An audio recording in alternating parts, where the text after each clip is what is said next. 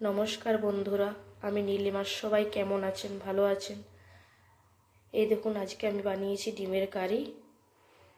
ডিমের কারিটা কেমনভাবে বানিয়েছি দেখতে থাকুন। এই দেখুন, ডিমটাকে ভেজে নিয়ে পর কেটেছি, তারপর রান্না করেছি।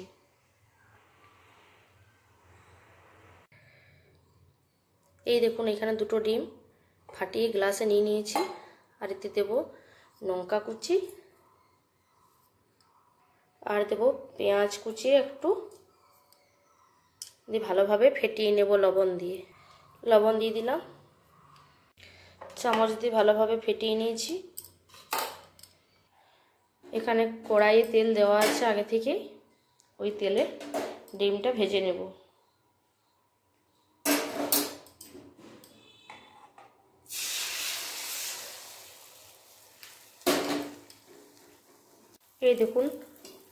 এই দেখুন ডিমটা ভালোভাবে উল্টে নিয়েছি। একবার উল্টে নিলাম।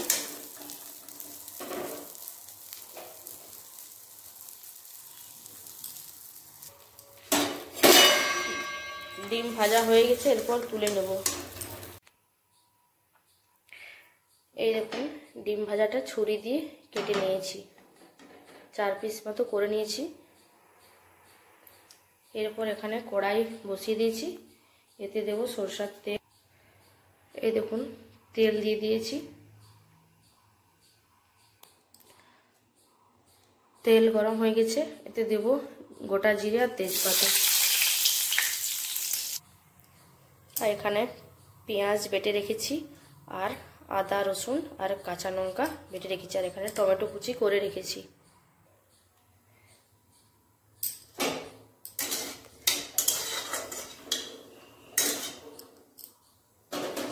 ভালোভাবে জিরে ভাজা হয়ে গেছে, এরপর দিয়ে দেবো পেঁয়াজ বাটা।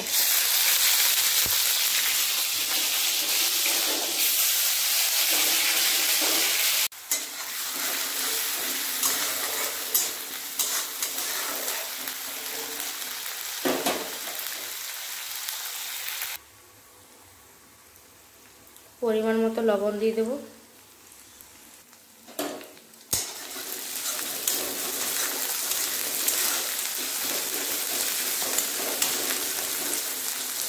পেঁয়াজটা ভাজা হয়ে গেছে, এরপর আদা রসুন আর কাঁচা লঙ্কা বাটাটা দিয়ে দেব।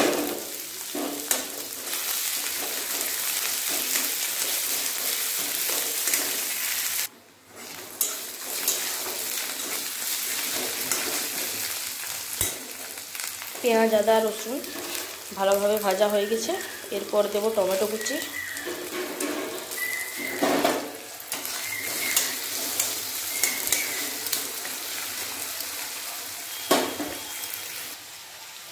এখানে জিরে গুঁড়ো, ধনে গুঁড়ো আর হলুদ গুঁড়ো দিয়ে মশলা দিয়ে ভিজিয়ে রেখেছি জল দিয়ে।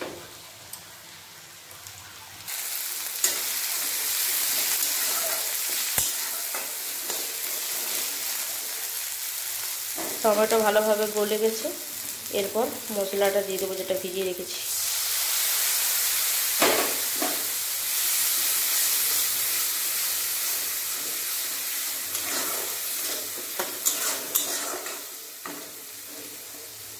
মশলাটা ভালোভাবে কষিয়ে নেব।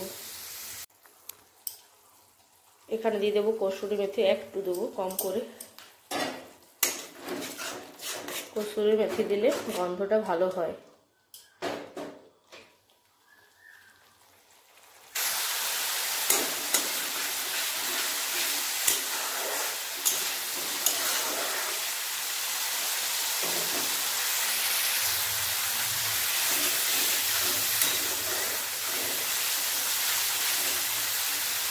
মশলা দেখুন এইভাবে ভালোভাবে কষানো হয়ে গেছে, তেল ছাড়া শুরু করে দিয়েছে।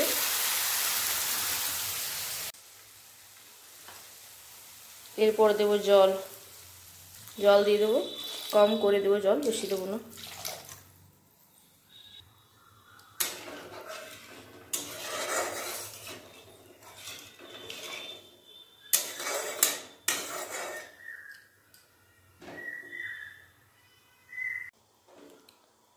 ঝোল ভালোভাবে ফুটে গেছে, এরপর ভাজা ডিমগুলো দিয়ে দেবো।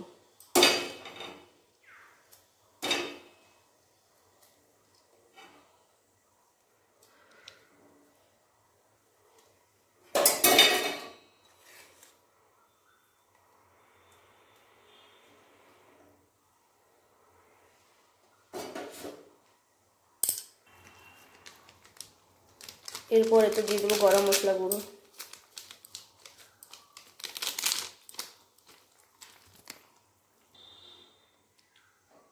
গরম মশলাটা দিয়েছি, এরপর আর একটু ফুটিয়ে নেব, তারপরে গ্যাসটা অফ করে দেব।